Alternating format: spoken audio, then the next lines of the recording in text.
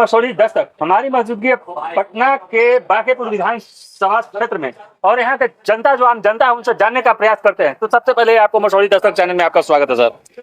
आपके चैनल के माध्यम से देखने वालों को मेरा नमस्कार है, प्रणाम है। क्या नाम हुआ? मेरा नाम विनय पांडे है। अभी बांकीपुर से किनका लहर चल रहा है?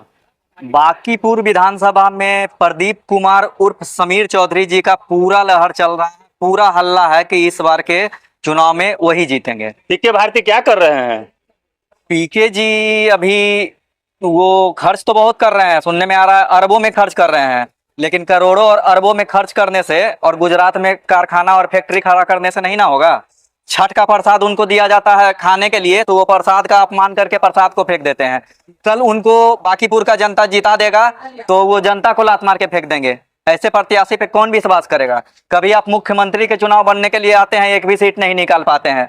अब विधायक के लिए आए हैं, फ्यूचर में हो सकता है कि उनको मुखिया और सरपंच का चुनाव भी लड़ते हुए देखिएगा आप लोग। बीजेपी का तो बांकीपुर विधानसभा बीजेपी का घर है, वहां से हमेशा बीजेपी का ही जीत होता है। क्या उसमें प्रदीप कुमार जो समीर चौधरी जी टिक पाएंगे?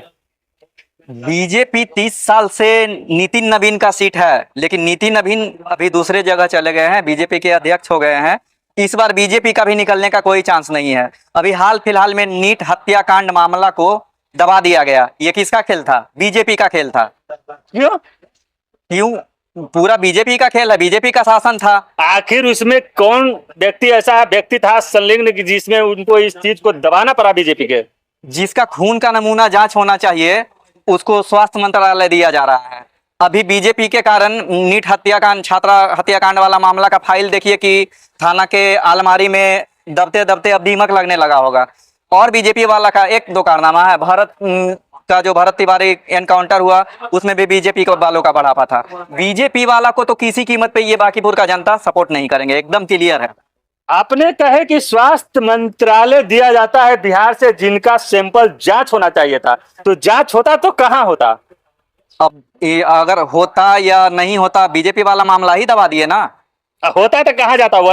वही जहाँ उनका मंत्रालय दिया गया वही तो जाता। मंत्रालय उनको बाद में मिला है, उस टाइम सीबीआई जांच चल रहा था, सीबीआई वालों का भी सब तो सेटिंग करके यानी कि दिया गया होगा, ये भी मंत्रालय जो दिया गया है। बिल्कुल सेटिंग है। अच्छा, आप चंदन लगाए हुए हैं और जो चंदन लगाता है बीजेपी के शायद भक्त होता है, आप इसमें क्या कहते हैं? चंदन और बीजेपी नहीं ना देखना है, यहाँ देखा जा रहा है कि कौन सही काम कर रहा है। ये जो समीर चौधरी बांकीपुर से प्रत्याशी हैं, ये शुरू से ही गलत के विपक्ष में आवाज उठाते आ रहे हैं, गरीबों के सपोर्ट में आज आवाज उठाते आ रहे हैं। अभी हाल फिलहाल में बांसघाट में 3,500 अंतिम संस्कार करने का मूल्य निर्धारित किया गया था। अब मरने के लिए भी आदमी 3,500 बचा के मरेगा? मौत किसी को बोल के आता है? उसके प्रति आवाज उठाए। अभी देखिए कि वहां अंतिम संस्कार फ्री हो गया। हाल फिलहाल में सबसे पहले आवाज उठाने वाले वही हैं, भरत तिवारी एनकाउंटर मामला में। अभी तो पूरा देश का ध्यान चला गया उधर।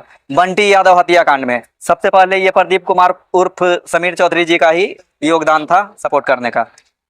जहां तक आप बात निकाल ही दिए हैं कि भरत तिवारी के बारे में, तो भरत तिवारी जनता के लिए वो आवाज उठाए, मगर प्रशासन के तरफ से उन्हें इनकाउंटर नहीं, फुली इनकाउंटर नहीं, वो हत्या कर दिया गया। वहीं वीर बंटी कुमार यादव जी जो थे वो भी आवाज उठाए करबिरहिया में सेक्स रैकेट के विरोध, तो उनको जो अपहरण करके निर्मम हत्या कर देने वाला अपराधी को हाफ इनकाउंटर होता है। आखिर कहीं ना कहीं क्या लग रहा है आपको प्रशासन की ओर? आप बताइए, क्या लग रहा है आपको प्रशासन की तरफ से? क्या लग रहा है? प्रशासन को बीजेपी वाला दबा दे रहे हैं, मतलब फाइल और केस ही आगे नहीं बढ़ने दे रहे हैं। वहां तो प्रशांत किशोर भी आ गए थे, वो और लोग धरना देकर बैठे हुए हैं कि मामला का छानबीन आगे बढ़ाया जाए, तो उनको ही हटा दिए। आप लोग घर जाइए, मामला सुलझ जाएगा। और मामला क्या सुलझेगा? और फाइल दब गया। अभी जैसा कि प्रशांत किशोर बहुत 2025 का जो चुनाव था उस समय वो बहुत बड़ी डिंग हाँकते थे, हमेशा एक दूसरे विपक्ष पे तैयार रहते थे।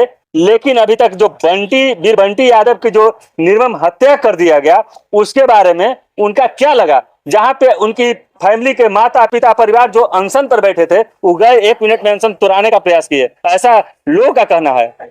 अनशन तोड़ाने गए थे, वहां भेदभाव पैदा करने गए थे। उनको बैठने के लिए बोला जाता है तो वो बैठ नहीं रहे हैं कि हम यहाँ बैठेंगे। अरे भैया, आप नेता हैं या बेटा हैं? आप बैठने से डर रहे हैं कि आपका कपड़ा गंदा हो जाएगा।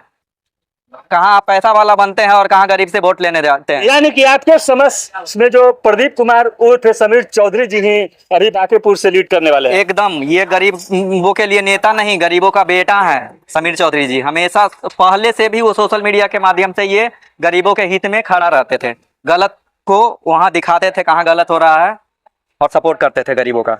सोच सकते हैं जैसा कि अभी एक भाई साहब हमारे सामने थे और ये बांकीपुर विधानसभा क्षेत्र के रहने वाले हैं, इनका क्या समीर चौधरी उर्फ प्रदीप कुमार जी के बारे में जो प्रत्याशी हैं जिनका चुनाव चिन्ह क्या है आपको याद है? इनका चुनाव चिन्ह शिमला मिर्च छाप है, क्रमांक संख्या 8 है।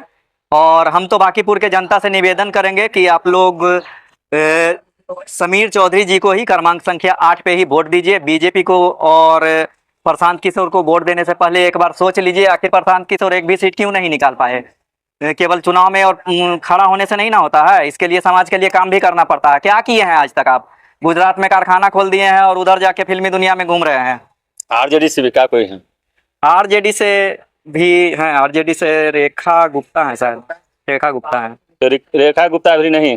रेखा गुप्ता भी हैं, देखिए फाइटिंग में वो भी हैं, अब कहाँ कौन निकलती हैं। तो बात आता है रेखा गुप्ता के जो आरजेडी से हैं, उनके बारे में भी जनता का जो मन में है, जो अंदर दबा के रखे हुए हैं। बन रही है मसौड़ी दस्तक के साथ। जय हिंद।